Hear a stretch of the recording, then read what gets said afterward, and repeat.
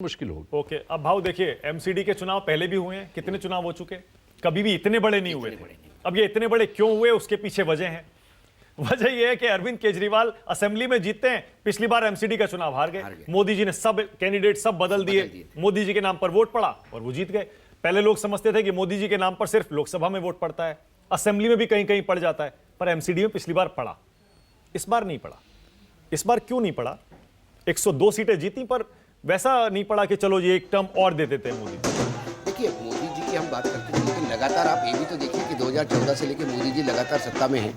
कई जगह महंगाई की भी कोई सेंट्रल एंटी इनकम्बेंसी भी है, लोकल एंटी इनकम्बेंसी भी है। डबल एंटी इनकम्बेंसी काटने का आपने क्या प्रयास किया? कोई प्रयास नहीं किया। दूसरी बात, लगातार जो नेतृत्व है, मैं बार बार कह रहा हूँ, बीजेपी में भी वो जो बीजेपी के अध्यक्ष कौन है, यदि आज किसी धड़ करके पत्रकार को पूछे जो बीजेपी कवर नहीं करता, तो उसके लिए मुश्किल है बीजेपी के अध्यक्ष का नाम बताना।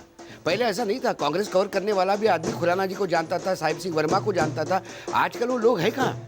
ये जो बैंक्रप्सी आई है, क्योंकि ज़्यादातर रबर स्टैंप लोग ही आगे आए हैं।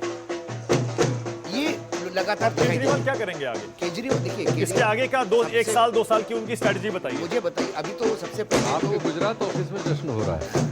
अभी तो सबसे पहले जो मुझे लगता है कि जो कूड़े का और जो इशू जिन्होंने धमसम से उठाए उस इशू को एड्रेस करने का प्रयास करेंगे। कम से कम दिखाएंगे कि हम इसको एड्रेस कर रहे हैं। ये बात अलग है कि बाद में कहेंगे कि केंद्र ने मना किया, उसने लेटर भेजा, एलजी मना कर रहे, वो नौटंकी सब आती है। कूड़े के पहाड़ हटाना आसान नहीं है। अरे वो सर, अभी मैंने क्या कहा, बोला बहुत साफ करने जैसा ही कठिन था। वो बहुत जबरदस्त है, लेकिन मैं बार प्रयास करेंगे। वो शीतल जी ने जो कहा वो अलार्मिंग है, क्योंकि आम आदमी पार्टी जैसे जैसे स्टेट में एक्सपांड होती है, उस स्टेट के हिसाब से अपनी नीति बदलती है।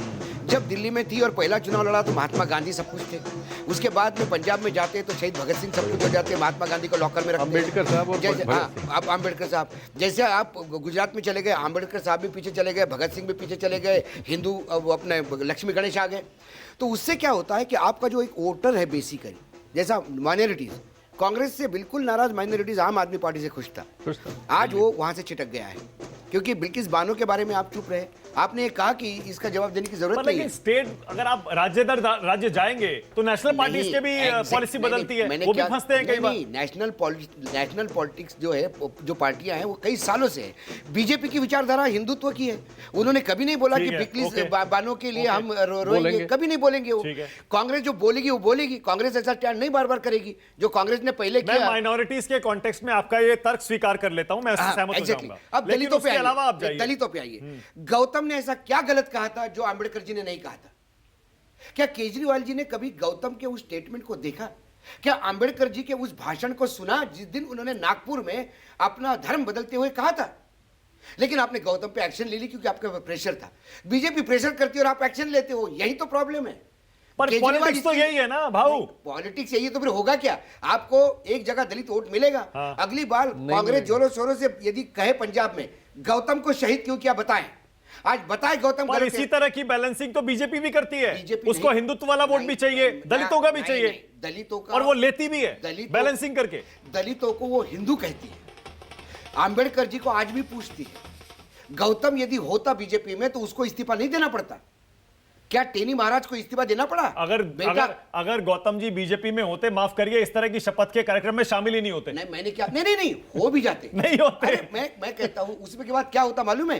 वो व्यक्तिगत उनका मत है, पार्टी उनके साथ नहीं है। ये बोल के बीजेपी पल्ला झाड़ती। ऐसे कैसे वक्तव्य आए जो वक्तव्य संघ चालक ने दिए, वो और बीजेपी के इसमें नहीं होता, लेकिन उसमें चुप रह जाती है और विपक्ष घेरता नहीं है। तो जब जब बीजेपी पे आप प्रेशर दोगे, आपने टेनी महाराज जिनका बेटा अरेस्ट है किसानों को रगड़ मारने के चक्कर में, यदि ये कांग्रेस या किसी और का होता तो बीजेपी पूरा तूफान उठा के इस्तीफा करवाती। नहीं इस्तीफा, उन्होंने नहीं दिया इस्तीफा। माइनॉरिटी में और दलितों में निगेटिव मैसेज जो उनका बहुत जल्दी जाता है। वो सेक्शन जो है, जो सोशल मीडिया पर भी है, जो ऑर्गेनाइज्ड है, जो आइडियोलॉजी पे बहस करता है, उसके भीतर ये निगेटिविटी आपके बारे में जा चुकी है। ये आपके लिए वार्निंग कॉल है। अब ये है, ये तो हर पॉलिटिकल पार्टी सीखती है चुनाव दर चुनाव। मतलब शीतल, क्या वाकई 135 के साथ 15 साल का शासन एमसीडी में बीजेपी का आम आदमी पार्टी खत्म कर रही है? नमस्कार, मैं हूं मानक गुप्ता।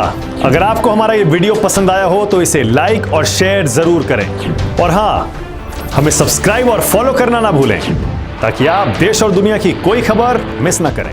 तो जुड़े रहिए हमारे साथ और देखते रहिए न्यूज़ 24।